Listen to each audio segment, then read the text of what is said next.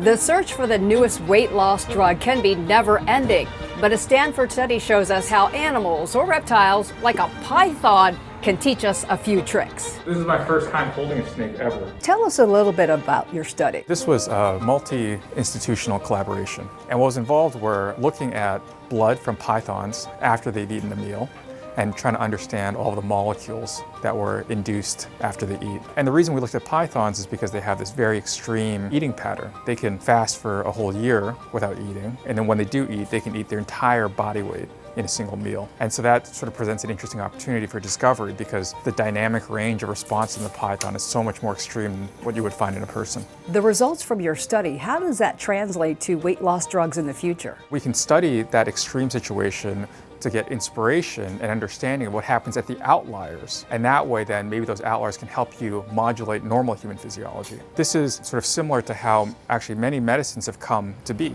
You go into the natural world and you look for outliers. And through studying those outliers, you come to understand what's happening in normal physiology and how to modulate that process. How does that translate to humans though? Because we just can't eat one day of the year and go, okay, next year I'll eat again. There's an interesting history actually with an intersection between human metabolism and desert reptiles. So many people nowadays, they've heard of Ozempic or they've heard of GLP-1 receptor agonists. The very first GLP-1 receptor agonist that was ever approved for human use actually was isolated from the saliva of the Gila monster, which is a desert reptile. So that gives you an example of how by studying these reptiles and these extremes of eating, you can actually find molecules that turn into medicines for human health. And so in the same way that GLP-1 came out of the Gila monster, we think that maybe looking at the eating patterns of these snakes might also reveal next generation opportunities for medicines that might modulate body weight, or diabetes, or other aspects of cardiometabolic health. Would you say that the animals could teach us humans a few things? Absolutely. I think there's a lot to learn from the diversity of animals